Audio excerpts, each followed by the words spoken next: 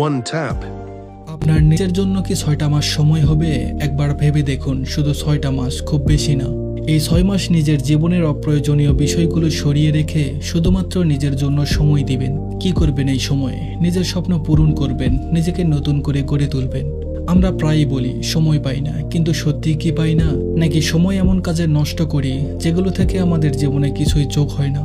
ফালতু আড্ডা, অর্থহীন দুশ্চিন্তা কিংবা সামাজিক যোগাযোগ মাধ্যমে স্ক্রল করা, এসব বাদ দিলে দেখবেন আপনার হাতে কত সময় পড়ে থাকে। চলুন 6 মাসের জন্য একটা নতুন পরিকল্পনা করি। এই পরিকল্পনা যদি মেনে চলতে পারেন, 6 মাস পর আপনার জীবন একেবারে অন্যরকম হয়ে যাবে। ফালতু আড্ডাকে না বলুন।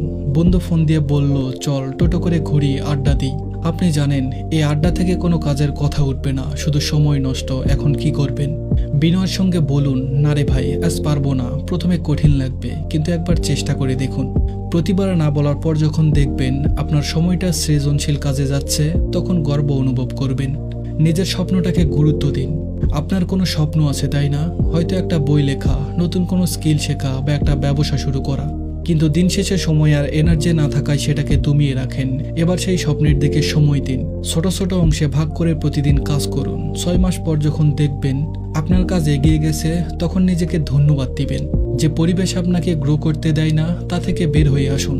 আপনার আশেপাশে এমন কিছু মানুষ আছে যারা সবসময় শুধু নেগেটিভ কথা বলে, আপনাকে হতাশ করে, কিংবা এমন পরিবেশ যেখানে শুধু বসে সময় নষ্ট হয়। এই 6 মাসের জন্য তাদের থেকে দূরে থাকুন। নিজেকে এমন মানুষের সঙ্গে যুক্ত করুন যারা আপনাকে উৎসাহ দেয়, অনুপ্রাণিত করে। দৈনন্দিন কাজগুলো গুছিয়ে নিন। দিনের কাজগুলোর একটা তালিকা করুন। সকালে উঠে ভাবুন আজ কি কি করব, আর সেটা সময় মতো শেষ করুন। রাতের শেষে যখন দেখবেন আপনার সব কাজ শেষ হয়েছে, তখন একটা আত্মবিশ্বাস জন্মাবে, আর সেই আত্মবিশ্বাস আপনাকে আরো ভালোভাবে এগিয়ে নিয়ে যাবে। নিজের শরীরের যত্ন নিন, এটা খুব জরুরি।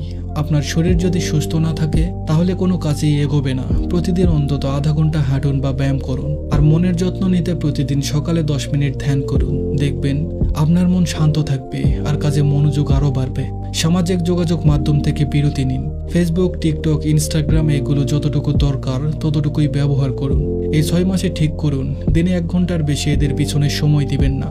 এই সময়টা বরং কিছু শিখতে ব্যয় করুন। একটা অনলাইন কোর্স করতে পারেন বা একটা নতুন বই পড়া শুরু করতে পারেন। প্রতিদিন নতুন কিছু শিখুন। নতুন কিছু শেখা মানে নতুন দরজা খোলা। 6 মাসের জন্য একটা পরিকল্পনা করুন। প্রতিদিন একটা নতুন স্কিল শেখার চেষ্টা করুন। হয়তো এটা কুকিং, হয়তো ডিজিটাল মার্কেটিং, কিংবা কোনো নতুন ভাষা। 6 মাস পর দেখবেন আপনি নিজেই একটা সম্পদে পরিণত হয়েছেন। ভাবুন তো 6 মাস পর আপনি কোথায় দাঁড়াবেন। 6 মাস খুব বেশি সময় নয়, কিন্তু এই সময়টা যদি ঠিকমতো ব্যবহার করেন, 6 মাস পর আপনার জীবন একদম নতুন মনে নিবে। আপনি হয়তো নিজের স্বপ্নের একদম কাছে পৌঁছে যাবেন। জীবনটা ছোট, কিন্তু আমরা এটাকে আরো ছোট করি অপ্রয়োজনীয় কাজে। 6 মাসের জন্য নিজের হাতে নিয়ন্ত্রণ নিন। নিজের স্বপ্ন, নিজের লক্ষ্য, নিজের ভবিষ্যতের জন্য সময় দিন। 6 মাস পর যখন আয়নায় নিজেকে দেখবেন, তখন একজন বদলে যাওয়া মানুষকে দেখতে পাবেন, আর সেই মানুষটিই হবে আপনারই আপডেটেড ভার্সন। তো এই 6 মাসের যাত্রা শুরু করবেন কবে? আপনার জীবনের সবচেয়ে বড় সিদ্ধান্ত হয়তো আজ থেকেই শুরু হতে পারে। ধন্যবাদ সবাইকে।